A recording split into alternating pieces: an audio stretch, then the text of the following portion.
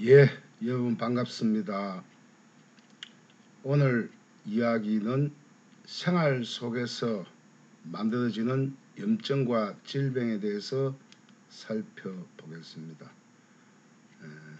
염증과 질병 시리즈 6부작 중에서 2부에 해당이 되겠습니다.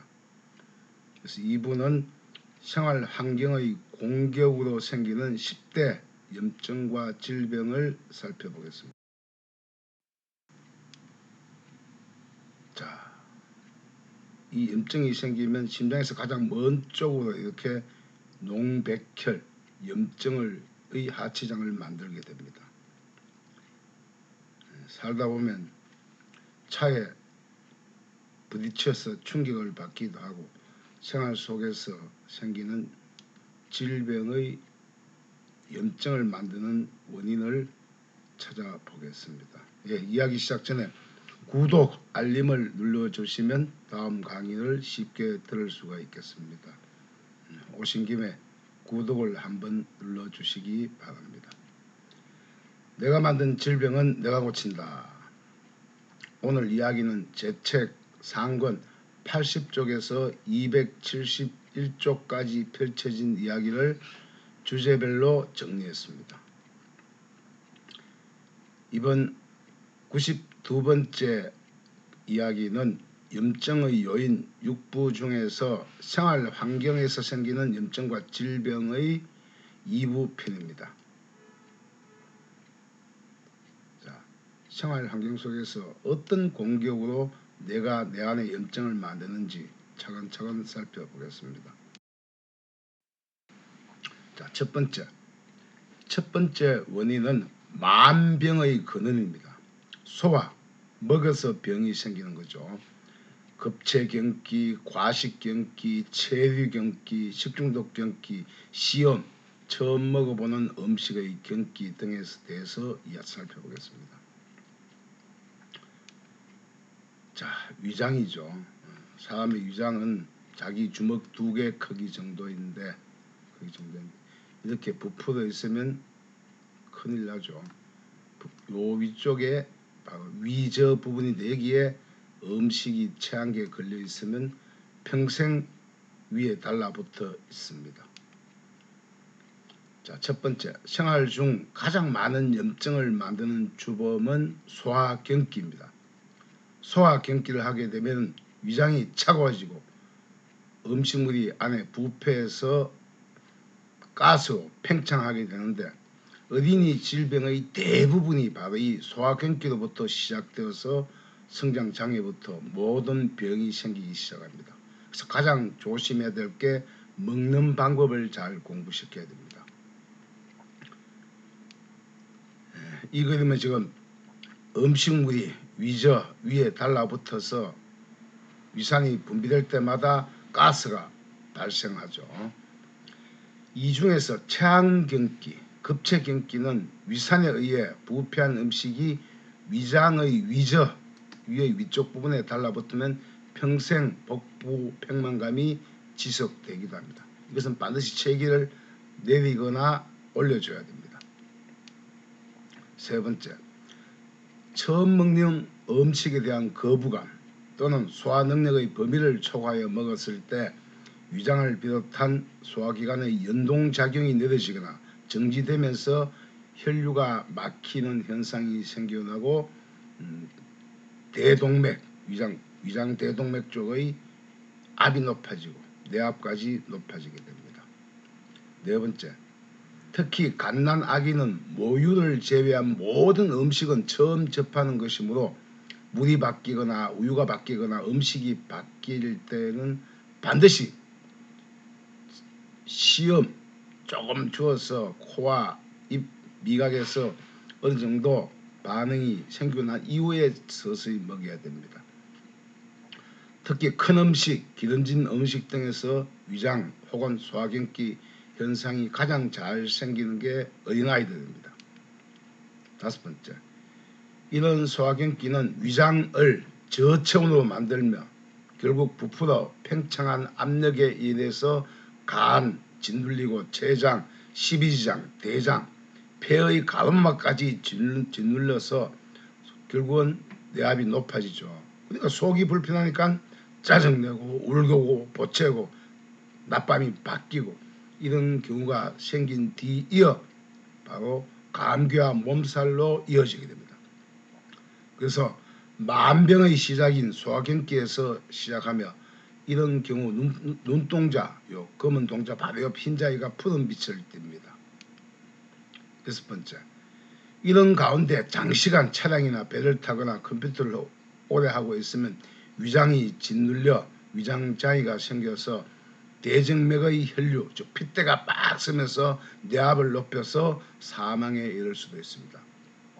또 자세가 배를 내미지 않고 배를 움츠리게 되면 오장육부가 장기간 짓눌려서도 이런 현상이 생겨나기도 합니다. 두 번째는 소리경기, 청각경기입니다.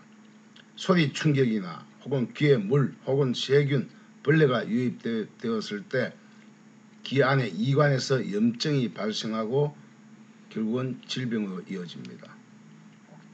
귀죠. 귀 안쪽 여기가 문제가 되어서 저체온이 되면 시각경기를 하게 됩니다. 자, 첫 번째, 큰 고함소리, 천둥소리, 전쟁에서의 포성 등 갑작스런 큰 소리에 의한 놀람 경기입니다. 무서운 짐승의 큰 소리, 장기간 연속된 기계소리, 자신이 청각으로 자신의 귀에서 이겨낼 수 있는 소리 한계, 소리 데시벨을 넘었을 경우에 귀 안의 내위에서 염증이 생겨나는 경기가 바로 청각경기입니다. 두 번째, 예를 들어서 듣기의 한계가 나는 150데시벨밖에 되지 않는데 갑자기 큰 소리나 폭음 등으로 300, 500데시벨 이상의 큰 소음이 청력을 손상시키고 고막의 충격으로 청각혈류가 증폭되면서 청각경기로 귀 안에 염증이 만들어집니다. 그렇게 하다 보면 나중에 이경화증, 중기염, 메르헤드식병, 뇌염 이런 병이 생길 수 있다는 이야기입니다.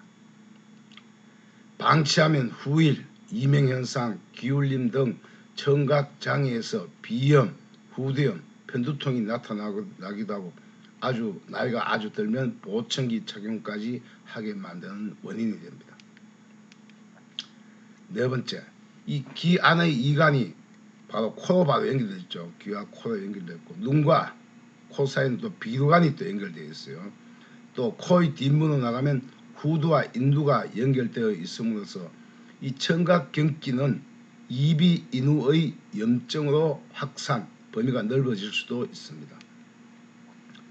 다섯 번째, 큰 기계소음, 비행기의 경음, 천둥소리, 고음의 음악, 스피커의 연속적인 울림, 장시간 동안 고음이나 소리 파장, 그래서 아주 큰 스피커 옆에 쿵쿵쿵 하는 이런 소리만 들어도 심지어 심장경기까지도 이어질 수 있습니다. 여섯 번째, 또 귀에 물이나 세균, 벌레, 바이러스가 유입되어 염증이 생기면서 청각경기를 하기도 합니다. 일곱 번째, 청각경기는 들을 수 있는 청각의 범위를 벗어난 심지어 상스러운 욕설, 충격적인 언어 폭행 등에서도 청각혈류가 막혀 청각장애나 수족, 손발이 차가워지고 감기, 몸살을 앓는 고열의 경련과 경기로 이어질 수도 있습니다. 세 번째는 시각경기, 즉 안압을 높이는 시각경기입니다. 빛경기, 광선경기, 흉물경기, 영상경기 등이 있습니다. 눈은 우리가 물체를 보게 되면 망막에 거꾸로 이렇게 상이 나타나죠. 색도 마찬가지입니다. 빨간색을 우리가 보게 되면 실제 물체는 빨간색이 아니고 반대인 청록색이죠. 자, 첫째, 이 눈은 무게가 7g, 동그란 탁구공 많은 게 사람의 눈알이에요. 이 눈은 전내에서 시작되어 암포, 안구, 수정체, 각막 순서로 되어 있는데 이 눈은 뇌의 일부분입니다. 그래서 우리가 흔히 눈은 그냥 렌즈에 불과해요. 그래서 누가 보느냐? 눈이 세상을 보는 것이 아니고 뇌가 세상을 보는 겁니다. 그래서 눈은 세상을 보는 유일한 뇌입니다. 두 번째, 따라서 눈이 세상을 보는 것이 아니고 내가 가진 생각, 마음이 세상을 보게 되는 것입니다. 그래서 우리가 눈은 세상을 담은 창 혹은 마음의 창이라죠. 자기 마음대로 아름답게 보였다가 추하게 보인다는 이야기입니다. 생각에 의해서. 자, 세 번째, 시각 경험, 보는 경험의 한계를 초과하는 빛의 밝기, 물체에서 전해오는 감정에 따라 시각 경기는 대뇌 경기와 함께 유발하며 시력 장애의 문제가 생깁니다. 세 번째, 가장 심각한 게 특히 출산 시 신생아에게 갑자기 밝은 빛을 쬐이면 시각경기를 무조건 합니다. 그 의사들이 가장 조심해야 될 것이 되겠죠. 다섯 번째, 처음 보는 물체의 색이나 새롭고 경이로운 색을 보면서 시각 충격을 받을 수도 있습니다. 처음 경험하는 현란한 조명, 레이저 강성과 같은 강렬한 색감에 의해서 시각 충격, 즉 시각경기를 할 수가 있습니다. 여섯 번째, 또 무서운 동물, 흉물스러운 강아지, 골라 같은 난생 처음 접한 동물을 아이가 보게 되어도 경기를 합니다. 혹은 미디어를 통한 간접 영상을 보다가 갑자기 실제 물체를 보면서 생긴 괴리감 경기 또는 죽거나 다친 흉물 경기도 할 수가 있습니다. 일곱 번째, 텔레비전이나 컴퓨터 게임과 같은 영상 매체를 휴식 없이 오랫동안 보면 시신경을 혹사시켜서 뇌압을 높여서 시각 경기를 하거나 심지어는 생명을 잃기까지 하는 것이 시각 경기입니다. 네 번째, 자, 그다음 뭐냐? 그다음은 호흡 경기, 숨을 쉬면서 하는 폐 경기. 호흡 경기는 가스를 흡입했다, 물놀이 하다 물이 폐되갔다, 혹은 저산소 혹은 결핵, 폐렴, 바이러스 등이 유입되어도 폐 경기를 합니다. 대구 지하철 참사에서 수많은 사람들이 유독가스를 흡입해서 많은 사람들이 건강을 잃게 만들었죠. 자, 우리 몸의 인체 조직은 산소가 부족하면은 우리가 먹은 영양분이 산화되지 못하여 결국 그곳이 염증의 하치장이 만들어서 갖가지 합병증이 유발될 수 있습니다.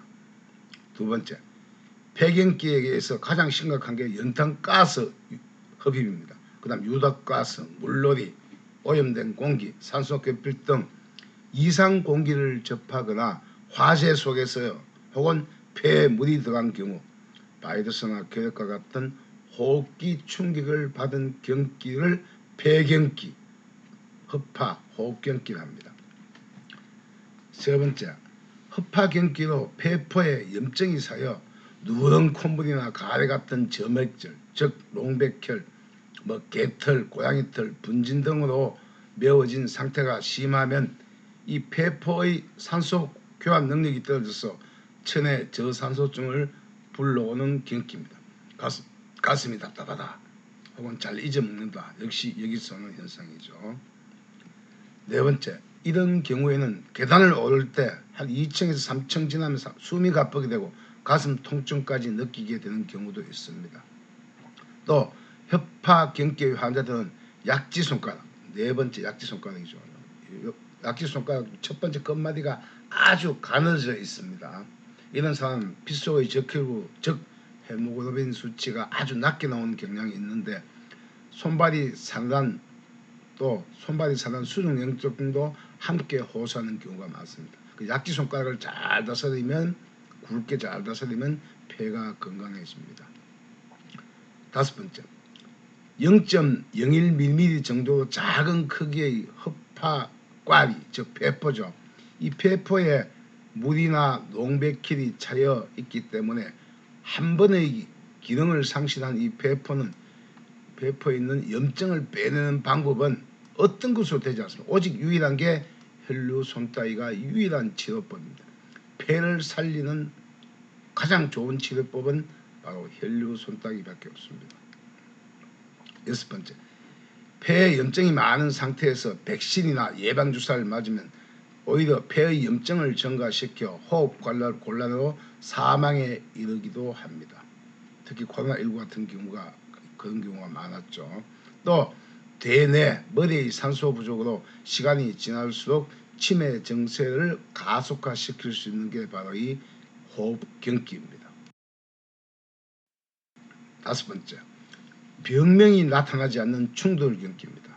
누구에게 몹시 맞은 구타경기, 타박, 부딪힌 경기, 교통사고, 충돌경기, 혹은 높은 곳에 떨어진 추락경기, 혹은 매달림 경기, 이런 것도 될 수가 있겠죠. 이렇게 해서 심하게 교통사고가 나게 되면은 엄청난 충격이죠. 자, 첫 번째 1. 구타, 추락, 뇌진탕, 타박, 교통사고와 같은 물리적인 충격은 다친 조직의 상처도 문제지만은 다친 것보다 더 엉뚱한 곳이 더 아프기도 합니다. 왜? 충격이 가해진 부위에 엄청난 혈액이 유입돼서 그 부위가 부어오르고 열이 발생하며 이때 염증이 계속적으로 만들어서 병의 깊이를 깊게 만듭니다. 자, 두 번째, 특히 머리에 받은 충격은 대뇌 혈압을 상승시켜 뇌출혈로 이어져 반신불구나 식물인간에 이르는 경우가 많습니다. 그런데 교통사고 나는데 피를 그 머리 부분에 많이 흘린 사람은 멀쩡한 경우가 많은 반면에 살짝 부딪히는데 피를 흘리지 못한 사람은 수일 후 사경을 헤매는 경우가 많습니다. 이것은 뭐냐? 사고 시, 충돌 시 높은 압력의 피가 피부로 뿜어 나오면서 뇌압을 줄였기 때문에, 즉 뇌 손상이 되지 않았기 때문에 멀쩡한 겁니다. 세 번째, 예를 들어 자신이 이겨낼 수 있는 신체적 충격이 세제곱센티미터당 난 150kg 밖에 안 되는데 갑자기 1000kg 이상의 엄청난 무게의 외부 압력을 받았다. 이때 생기는 경기입니다. 심한 경우 의식을 잃는 경우도 있으며 대부분의 경우에는 충돌 후 손과 발이 산해지고 얼굴의 피부색이 핏기가 없고 하얗게 되거나 입술이 푸른빛을 띠면서 얼굴 전체가 창백해지고 사경을 헤매는 경우가 많습니다. 그래서 옛날에는 교통사고 났다. 그럼 다친 부위 보고 그 부위가 피가 나지 않았다. 그럼 그 옆에 있는 칼이나 병조각 같은 거 찔러가 피를 바깥으로 터지게 해줬죠. 왜? 그래야만 더 이상 안에서 뇌출이 생기지 않았습니다. 자, 네 번째, 이러한 증상이 도래되면 하루빨리 혈류를 개선한 것이 의식을 찾는 지름길입니다. 왜? 뇌압이 높기 때문에. 그리고 사람이 의식을 잃으면 무조건 이 경기, 대뇌 경기를 하기 때문에 의식을 찾는 첫 번째 응급조치가 바로 손과 발로 혈류를 개선해서 손따기로 치료해주는 조치를 취해야만이 더 병세가 깊어지지 않고 치유가 됩니다. 자, 여섯 번째, 이제 몸살의 원인 놀이경기입니다. 너무 많이 놀아도 경기를 합니다. 고공놀이, 속도놀이, 밤샘을 했다, 혹은 너무 심하게 회전했다, 또 너무 멀리 이동했다, 혹은 이동하면서 비행기나 배로 한 경기도 있죠. 이렇게 고공놀이를 한다든지 추락놀이를 한다든지 이렇게 해서 생긴 놀이 경기입니다. 자, 첫 번째, 어린이나 청소년들은 변화무쌍한 놀이에 관심이 아주 많죠. 그래서 성장 단계에 따른 자신의 체력의 한계를 잊고 그저 놀이에 빠져 실컷 놀고 싶어 합니다. 그러나 지나친 놀이, 즉 자신이 감당하기 어려운 놀이 코스나 놀이 시간의 한계를 초과하면 심한 감기나 몸살로 이어져서 놀이 경기를 합니다. 두 번째, 따라서 자신이 이겨낼 수 있는 범위를 초과한 놀이에서 오는 충격으로 놀이공원을 잘 놀고 잘 다녀온 후에 열이 난다, 몸살 난다, 혹은 손발이 점점 차가워진다, 이런 경우가 해당이 되는데, 그냥 두면 잘 놀고 와서 오히려 집에 와서 더 짜증과 화를 많이 내게 되면 이 녀석 놀이 경기 했구나 라고 생각하고 다스려 주셔야 됩니다. 세 번째, 짜릿한 쾌감을 위해서 질주하는 속도와 무자비한 회전을 하기도 하고 무시무시한 속도로 갑자기 추락하는 등 애간장을 녹이는 놀이기구가 많기 때문에 태울 때는 조심시켜야 됩니다. 네 번째는 군중 속에서 멋모르고 함부로 같이 동행하지만 놀이기구에 매달리는 순간 오금을 조이거나 심한 경우 오줌을 싸는 경우까지 생기죠. 본인은 괜찮은 척 하지만 얼굴 보면 얼굴이 창백해져 있고 어지러워서 비틀거리거나 눈동자의 초점이 흐려지기도 했다 하면 이건 이미 놀이 경기를 한 것입니다.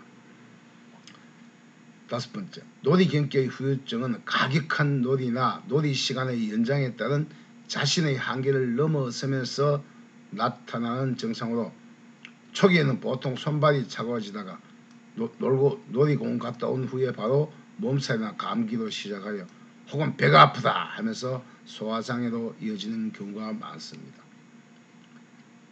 여섯 번째, 특히 어린이는 무리하게 부모들과 긴 여행을 할 때 이동 경기를 합니다. 평소 비행기나 배, 자동차를 타고 가던 평소 거리보다 몇 배 더 먼 거리 이동을 하게 되면 귀 안에 있는 평행감각이나 균형감각의 이식이 문제가 되어 이동 경기를 하게 됨을 주의해야 됩니다. 그래서 갓난아기 태워서 부모에게 벌린다고 200, 300km 달려가면 아이가 이동 경기를 한다는 이야기입니다. 일곱 번째, 기절과 혼절의 운동 경기. 오래 달리기 한 후에 쓰러졌다. 매달려 있는데 머리가 어지러워 쓰러졌다. 근육이 막 경련이 난다. 혹은 탈진 경기가 여기에 해당이 됩니다. 지금 심하게 물놀이를 하고 있죠. 너무 심한 운동을 해도 경기를 합니다. 자, 신진대사가 원활하여 건강한 사람은 적당한 운동에 숨이 차거나 운동한 부위에 살이 오르거나 근육이 단단해지지 않습니다. 운동을 했는데 근육이 단단해졌다 그러면 거기는 젖산이 쏘이고 혈액순환 장애 부위가 됩니다. 근육은 힘을 주었을 때 단단해지고 힘을 주지 않을 때는 부드러울수록 건강한 사람입니다. 자, 이 혈액순환 장애가 있는 부위는 먼저 운동을 하면 땀이 가장 먼저 많이 나죠. 또 그 부위가 부어오르게 되기도 하고 근육이 단단해진다 이러면 그 부위는 혈액순환 장애 부위고 근육 경기로 이어져 있다는 겁니다. 두 번째, 운동 경기는 100조 개의 세포가 한계 이상의 산소와 양분을 흡입할 때 순식간에 신진대사 장애로 이어져 생기는 현상입니다. 즉 세포가 썩고 남은 젖산, 요산, 이산화탄소 등 노폐물이 정맥으로 해소되지 못하여 기가 막혀 즉 혈관을 막게 되면 운동 경기를 하게 되는 것입니다. 그래서 운동으로 골격계의 부분적인 경련에서 탈진과 같은 전신경기 등 다양하게 나타나는데 가령 자신의 능력은 100m 달리기에서 18초밖에 뛸 수 없는데 갑자기 테스트 한다고 그 한계를 넘어서서 15초에 완주하였다 하면은 성취감도 취하기 전에 하늘이 빙빙 돌고 세상이 노랗게 보이면서 기절하기까지 합니다. 네 번째, 특히 음식을 먹은 후 위장장애가 있는 가운데 갑작스런 운동을 하게 되면 더욱더 그런 증세가 빠르게 찾아오며 특히 여학생의 경우 오래 달리기 후에 운동장에 많이 쓰러져서 기절하는 경우가 운동경기에 해당이 됩니다. 그냥 두면 병이 더 깊어집니까? 손따기를 바로 해주면 바로 깨어납니다. 다섯 번째, 떨어지면 약이 될 상황을 예측하고 자신의 한계 이상으로 매달릴 경우에도 기혈이 막혀 경기를 합니다. 나뭇가지에 오래 매달려 있거나 외줄 혹은 난간에 오래 매달린 경우에 전신의 힘이 소진되어 근육 경기 또는 현기증으로 쓰러지며 매달림 경기까지 할 수가 있습니다. 자, 여덟 번째, 지체 장애의 원인은 대뇌 경기입니다. 꿈 꾸는 자체가 경기를 한 거죠. 가위 경기, 수맥 경기, 고뇌 경기, 비보 경기, 상사 너무 상사병에 사랑에서도 경기가 생깁니다. 이 뇌는 뇌압이 낮고 차가울수록 건강하죠. 차가울수록 건강합니다. 첫 번째, 뇌는 몸무게의 2% 정도밖에 안 되지만 산소는 20%까지 소비합니다. 그래서 가장 우리 인체에서는 산소를 가장 많이 흡입하는 게 뇌죠. 보통 인체 조직은 저체온 때문에 질병이 유발되는데 뇌는 그렇지 않습니다. 그 반대예요. 즉 심장보다 낮은 조직은 체온이 내려갈수록 질병이 생기거나 암이 생기지만 심장보다 높은 위치에 있는 머리와 뇌는 그 반대인 고열과 높은 압력으로 질병이 생기고 염증이 생기고 뇌에 이상이 생깁니다. 그래서 뇌는 차가울수록 좋다는 이야기입니다. 세 번째, 뇌는 고열에 매우 약하여 어린이나 노인에게는 약간의 미열이라도 있으면 주의를 해야 됩니다. 더구나 경기 후유증으로 피가 머리로 솟구쳐 있을 때는 더욱 치명적인 뇌 손상의 주범이 되므로 각별한 주의가 필요합니다. 세 번째, 머리에 열이 있어 뇌 압력이 높으면 밤에 무서운 꿈을 꾸거나 정상적인 수면 자세를 벗어난 행위를 하는 가운데 또다시 가위에 눌린다, 무서운 꿈을 되풀이하게 꾸게 되면 그 자체가 경기를 한 것입니다. 그냥 두면 계속 수족이 점점 차가워지는 범위가 넓어지고 그게 심해지면 홍반점이 생기고 손발에 팔뚝에 팔에 털이 나고 그 다음에 점이 생기고 하죠. 그래서 손에 이런 농백혈이 나옵니다. 이 초등학교 5학년 여아가 꿈을 하도 꾸어서 손을 지난주에 따졌더만 이런 염증이 나왔어요. 그리고 일주일 오더만 선생님 이제 꿈 안 꿉니다 하면서 몸이 좋아진 걸 제게 이야기를 했습니다. 네 번째, 이 뇌는 해가 진 뒤에는 반드시 쉬어야 됩니다. 더군다나 잠을 잘 때는 어떠한 꿈도 꾸어서는 안 됩니다. 꿈이란 것은 심장의 피가 머리로 솟구쳐서 밤을 자는데도 뇌가 쉬지 못하고 계속 작동을 하기 때문에 생겨나는 현상이 꿈입니다. 다섯 번째, 따라서 잠자기 전에 먹은 음식, 상사병 혹은 비보 등 머리와 관련된 사고 영역, 즉 보고 듣고 생각하는 일상의 일이 가중되어 있는 가운데 갑자기 대뇌의 충격이 추가로 가해져서 생겨나는 것이 바로 대뇌경기, 뇌압 높은 대뇌경기입니다. 여섯 번째, 이런 경우에 자칫 뇌세포가 파괴되어 이것이 지체장애나 정신장애, 간질, 공황장애, 소아마비, 모야모야병과 같은 난치병으로 가는 경우가 많습니다. 또 어떤 경우는 대상포진으로 나타나기도 합니다. 자, 일곱 번째, 평소 속이 불편하여 머리에 미열이 있는 가운데 또 다른 환경적인 충격이 가해지면 심장의 피가 오직 머리로만 집중되고 솟구쳐서 뇌압이 높아진 현상입니다. 심하면 얼굴까지 창백해지고 어지러움에 쓰러지기까지 하는 게 바로 대뇌경기입니다. 자, 아홉 번째, 과로사로 이어지는 학습경기입니다. 공부 많이 하면 또 경기합니다. 그 중에는 게임을 많이 한다, 회사에서 너무 많은 스트레스 신경을 많이 받았다, 불면이 지속되었다, 남을 이기려고 발악하다가 또 우울경기를 합니다. 또 공부를 너무 심하게 해도 나중에 정신병이 생기기까지 합니다. 자, 첫 번째, 자신이 생각하는 사고의 범주를 초과한 무리한 대뇌 사용으로 생기는 경기가 바로 학습경기입니다. 컴퓨터 게임 중독, 스트레스로 머리가 무겁거나 뒷골이 항상 땡기는 느낌을 주죠. 뒤쪽이. 두 번째, 심한 경우에는 대정맥, 핏대의 혈류가 막혀 과로사로 이어지는 경우도 있는데 손발이나 팔, 허벅지까지 차가워질 때는 이때 혈류를 개선하지 않으면 화가 머리로 치솟아 혈압이 상승하여 높은 열을 내며 뇌손상 또는 경풍, 뇌출혈, 심한 경우에는 목숨까지 잃는 경우도 있습니다. 세 번째, 어린이든 어른이든 평소 자신의 생활 리듬 범주를 벗어나 무리한 일, 무리한 눈 사용, 청각 사용 혹은 특정 부위의 놀림이 지나쳤을 때 어깨가 무겁거나 몸살을 하게 됩니다.